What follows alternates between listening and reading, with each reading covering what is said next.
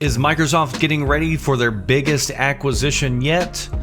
Let's dig into it, and don't forget to hit that like button.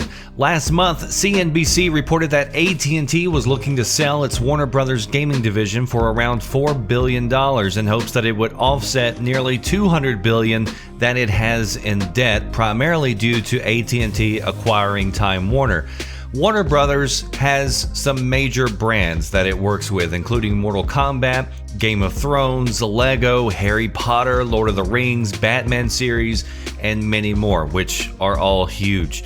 They also have a lot of studios that are working on these titles, like TT Games, NetherReal Studios, Monolith Productions, Rocksteady, and several more. Some very top talented teams.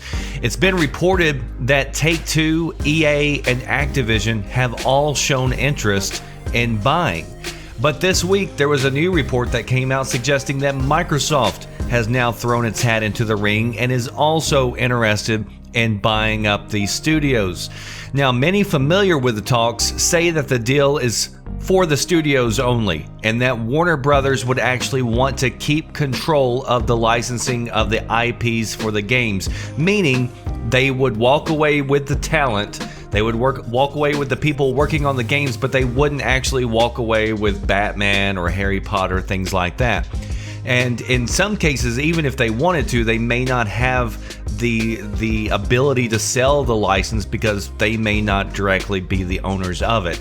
And so some of the games currently in development also would likely have contracts that would keep those multi-platform. However, there is one IP that would likely go with the sale according to reports, and that is Mortal Kombat, which of course is like, the biggest fighting game in the world. And you could easily see Microsoft taking Mortal Kombat and having like a crossover with Killer Instinct, which I've heard a lot of people talk about. But another thing that I think they could do with it that I think would be even more interesting is you could expand it into different genres, like how they took Gears of War, a third-person shooter, and they made Gear Tactics, or they took Halo, which was first-person, they turned out Halo Wars and other types of games.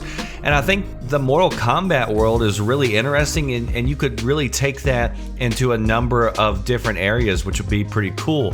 So why though would Microsoft or others be interested in buying up these studios if they don't necessarily come with those other IPs like Batman or Harry Potter, etc.? Look, it's clear, as I mentioned before, that these studios are top tier talent. And it's a lot easier to buy a studio that basically has, everything already functioning than to try to create one from scratch, trying to piece everything together, get the right people in the right places and the right locations. And so if you could keep these teams all together, that solves one of the biggest, hardest parts of making a development team.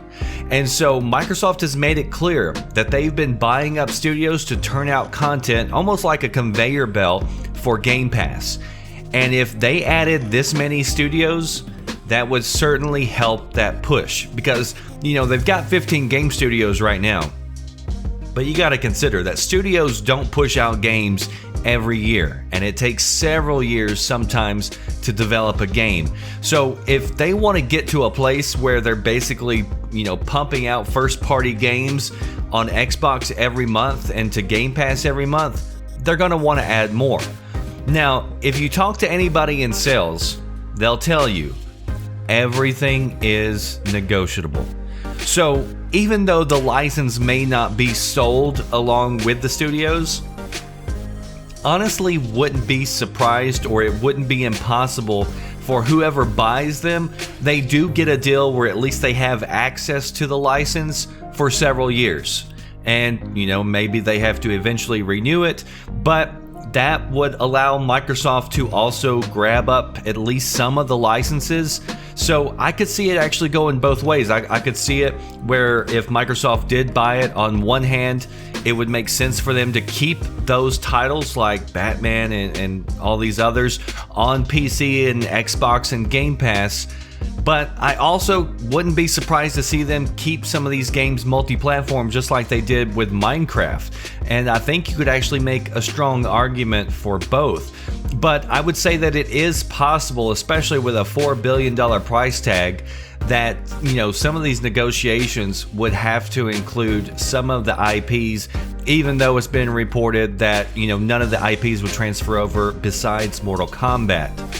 But one thing that I would say is that if Microsoft wants it, there's a good chance they could get it. Because, I mean, they've got the war chest full of money. They've been really aggressive with studio acquisitions, even though, you know, it wasn't that long ago that they said, you know, we're done right now for acquisitions. But, I mean, if a deal comes up, you know, they're not going to turn their heads, I don't think. So as of right now, though, all reports do say that the talks are early and that a sale is not imminent. So I wouldn't be looking for news that Microsoft bought Warner Brothers, you know, at the July event. Not saying that it couldn't happen, but according to reports, says a sale is not imminent. You know, AT&T could simply be just testing the waters, kind of seeing what they could do if they went down this path. So it's a developing story that we're just going to have to watch. But would you like to see Microsoft buy out these studios, or would you rather Take-Two, EA, or Activision, or somebody else walk away if AT&T does decide to sell? Post your comment down below, and I appreciate it, again, if you hit that like button. Thanks for watching. Are you listening? Damn.